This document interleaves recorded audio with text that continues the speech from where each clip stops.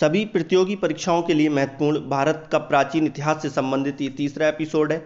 और ये प्राचीन भारतीय इतिहास को कुछ इंटरेस्टिंग बनाने के लिए हम वन लाइनर या पॉइंट टू पॉइंट लेकर आए हैं, जिससे ये आसान भाषा में समझा जा सके।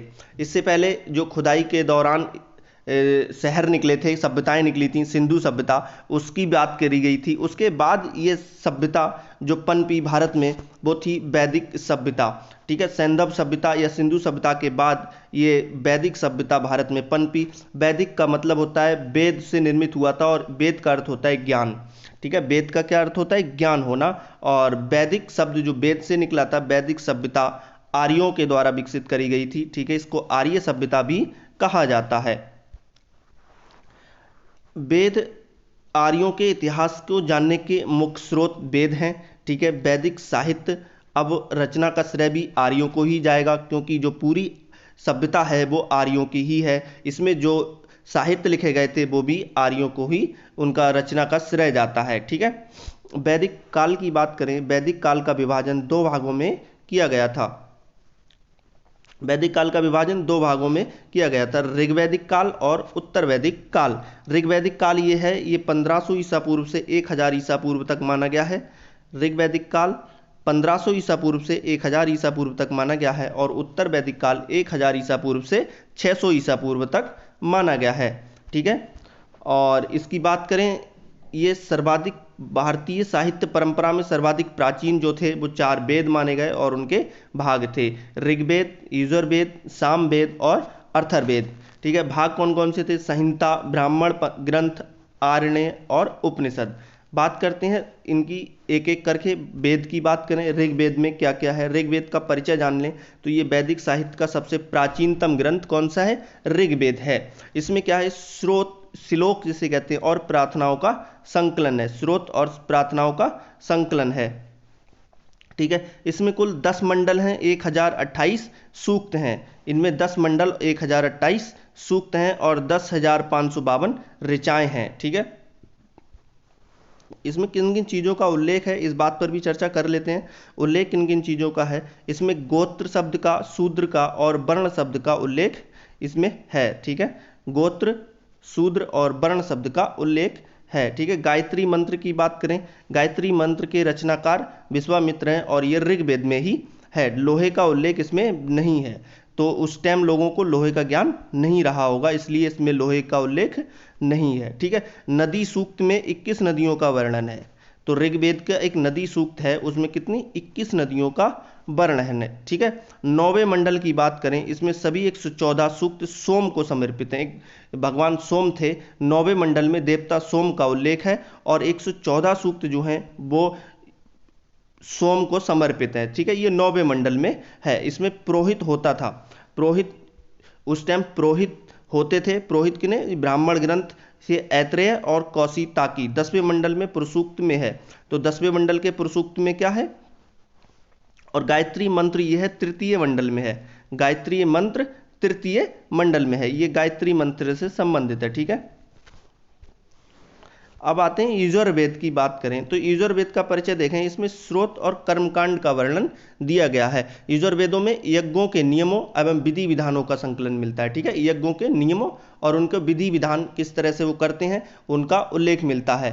ठीक है, और इसमें बलि के समय अनुपालन किए गए नियमों का भी यजुर्वेद में ही संकलन मिलता है। ठीक है, एक ऐसा वेद है, ये गद्य और पद्य दोनों में है। ये गद्य और पद्य दोनों वहाँ। ठीक है, ये है, 2 शाखाएं थी इसकी, एक था कृष्ण यजुर्वेद और एक था शुक्ल यजुर्वेद। यजुर्वेद की 2 शाखाएं थी, 2 भाग थे, कृष्ण यजुर्वेद और शुक्ल यजुर्वेद। कृष्ण यजुर्वेद की बात करें, ये गद्य और पद्य दोनों में है, जबकि शुक्ल यजुर्वेद केवल पद्य में ही है। याद रखना है कि ये 2 शाखाएं थी, कृष्ण यजुर्वेद और शुक्ल यजुर्वेद। कृष्ण यजुर्वेद जो है वो गद्य और पद्य दोनों में है, और शुक्ल वाला केवल पद्य में है।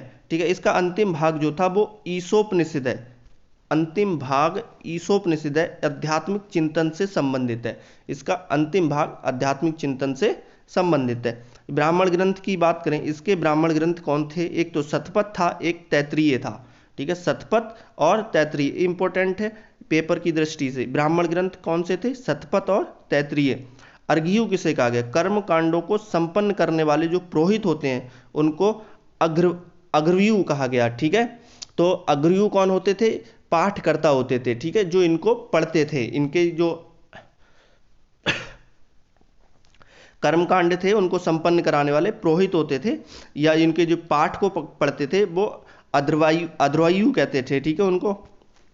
सामवेद की बात करते हैं, छोटा सा परिचय सामवेद का भी ले लेते हैं। सामवेद जो है वो साम का अर्थ होता है संगीत या गान, ठीक है। वेदों में मुख्यतः यज्ञों के अवसर पर जो गाए जाने वाले मंत्र होते थे उनका संकलन कहाँ मिलता है? इसमें मिलता है सामवेद में, ठीक है। यज्ञों के अवसर पर गाए जाने वाले मंत्रों का संग्रह सामवेद में मिलता है, ठीक है। मंत्रों को गाने वाले पुरोहित क्या कहलाते थे? उद्गाता कहलाते थे। मंत्रों को गाने वाले जो पुरोहित होते थे यज्ञों के अवसर पर उनको उद्गाता कहा जाता था। इसमें कुल 1875 ऋचाएं हैं, ठीक है। तो वेदों में ये ऋचाएं, श्लोकों को ऋचाएं बोला गया। इसमें कुल 1875 ऋचाएं हैं। इसकी भी कुछ शाखाएं थीं, ठीक है, इसकी कुछ शाखाएं थीं। इसकी एक शाखा थी कैथुमीय, राणानीय और जैमिनीय, ठीक है। ब्राह्मण ग्रंथ कौन सा था इसका? तांडेय या पंचविश इसके ब्राह्मण ग्रंथ थे, ठीक है। ये ब्राह्मण ग्रंथ पूछे जाते हैं कौन सा किसका है, तो याद रखना है कि कौन सा किसका ब्राह्मण ग्रंथ है। अथर्ववेद की बात करें, इसका परिचय लेते हैं अथर्ववेद का। इसमें 20 कांड हैं, 731 सूक्त हैं और 5987 मंत्रों का संग्रह है। अथर्ववेद में 20 कांड हैं, 731 सूक्त हैं और 5987 मंत्रों का संग्रह है। 5987 मंत्रों में से 1200 मंत्र ऋग्वेद के ही हैं। इसमें ऋग्वेद के 1200 जो मंत्र हैं वो इसमें हुबहू उठाकर रख दिए हैं। अथर्ववेद में कन्याओं के जन्म को निंदा करता है, भाई अथर्ववेद जो है कन्याओं के जन्म की निंदा करता है, ये भी इसमें दिया है। ब्रह्मा की बात करें, इसमें अथर्ववेद के मंत्रों का उच्चारण करने वाले पुरोहित को क्या कहते थे? ब्रह्मा कहते थे, ठीक है। अथर्ववेद के मंत्रों के उच्चारण जो करते हैं उन पुरोहित उसको ब्रह्मा कहते हैं। और इसकी भी 2 शाखाएं थी, एक थी पिल्लाद और एक थी शौनक। पिल्लाद और शौनक इसके 2, ठीक है, पार्ट हैं, 2 शाखाएं हैं। इसका उल्लेख की बात करें, इसमें किन किन चीज़ों का उल्लेख है? इसमें मगध और अंग 2 राज्य थे, दूरस्थ प्रदेश मगध और अंग राज्य, ठीक है, महाजनपद थे उस टाइम के, उनका उल्लेख मिलता है। सभा और सभा समिति ये प्रजापति की 2 पुत्रियों के रूप में मिलता है इनका उल्लेख, ठीक है, सभा और समिति का। ब्राह्मण ग्रंथ की बात करें, इसका ब्राह्मण ग्रंथ कौन सा है? गोपथ। गोपथ इसका एकमात्र ब्राह्मण ग्रंथ है, ठीक है। वेदों को भलीभांति समझने के लिए किसकी रचना करी? वेदांगों की रचना हुई, ठीक है। उसके बारे में आगे बताते हैं। अभी शतपथ ब्राह्मण के बारे में देखो चर्चा करते हैं। शतपथ ब्राह्मण क्या होता है?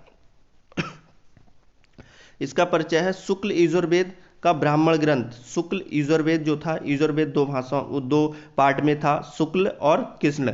तो शुक्ल का एक हिस्सा था ब्राह्मण ग्रंथ, कौन सा था? शतपथ ब्राह्मण, ठीक है, याद रखना है। शतपथ ब्राह्मण कौन है? ये शुक्ल यजुर्वेद का ब्राह्मण ग्रंथ है इस, ठीक है।